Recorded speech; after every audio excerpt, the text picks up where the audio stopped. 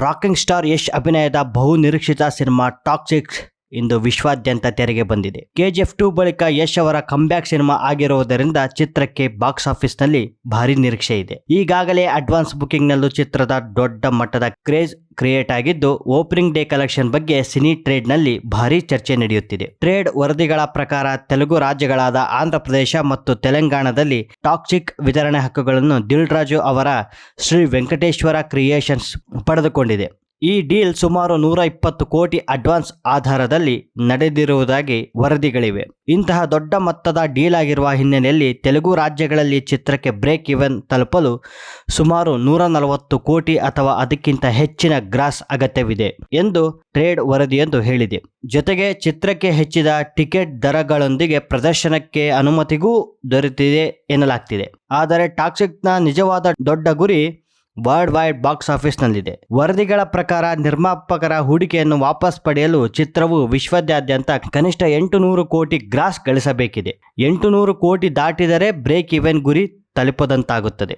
ಇದರ ನಡುವೆ ಚಿತ್ರದ ಓಪನಿಂಗ್ ಡೇ ಅಡ್ವಾನ್ಸ್ ಬುಕಿಂಗ್ ಭರ್ಜರಿಯಾಗಿ ಸಾಗಿರುವುದು ಮತ್ತೊಂದು ದೊಡ್ಡ ಪ್ಲಸ್ ಪಾಯಿಂಟ್. ಆಗಸ್ಟ್ 25ರ ವೇಳೆಗೆ ಭಾರತದಲ್ಲಿ ವಿವಿಧ ಭಾಷೆಗಳಲ್ಲಿ 9 ಲಕ್ಷಕ್ಕೂ ಹೆಚ್ಚು ಟಿಕೆಟ್ಗಳು ಮಾರಾಟವಾಗಿದ್ದವು.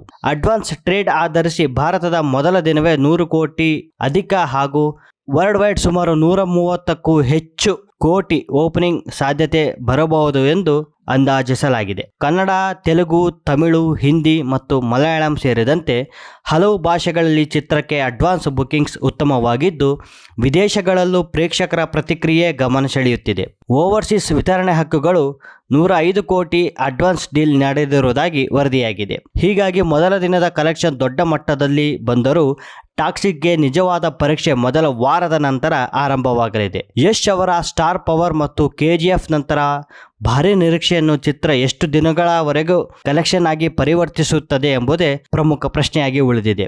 ಒಟ್ಟಿನಲ್ಲಿ 800 ಕೋಟಿ ಬ್ರೇಕ್ ಈವೆನ್ ಮತ್ತು 1000 ಕೋಟಿ ಸೂಪರ್ ಹಿಟ್ ಎಂಬ ದೊಡ್ಡ ಮೈಲುಗಳತ್ತ ಟಾಕ್ಸಿಕ್ನ ಬಾಕ್ಸ್ ಆಫೀಸ್ ಜರ್ನಿ ಆರಂಭವಾಗಿದೆ. ಮೊದಲ ದಿನದ ಓಪನಿಂಗ್ ನಿರೀಕ್ಷೆಯಂತೆ ಬಂದರೆ ಭಾರತೀಯ ಚಿತ್ರರಂಗದ ದೊಡ್ಡ ಓಪನರ್ಗಳ ಸಾಲಿನಲ್ಲಿ ಯಶ್ ಮತ್ತೊಮ್ಮೆ ತಮ್ಮದೇ ದಾಖಲೆ ಬರೆಯುವ ಸಾಧ್ಯತೆ ಇದೆ. 140 ಕೋಟಿ ತೆಲುಗು ರಾಜ್ಯಗಳ ಬ್ರೇಕ್ ಈವೆನ್ ಮತ್ತು 800ರಿಂದ 1000 ಕೋಟಿ ವಿಶ್ವದ ಗುರಿ ಟ್ರೇಡ್ ವರದಿಗಳ ಆಧಾರದ ಅಂಕಿಅಂಶಗಳು ಮಾತ್ರ. ಇನ್ನೂ ಹೆಚ್ಚಿನ ಮಾಹಿತಿಗಾಗಿ ನಮ್ಮ ಯೂಟ್ಯೂಬ್ ಚಾನಲ್ನ ಸಬ್ಸ್ಕ್ರೈಬ್ ಮಾಡಿ.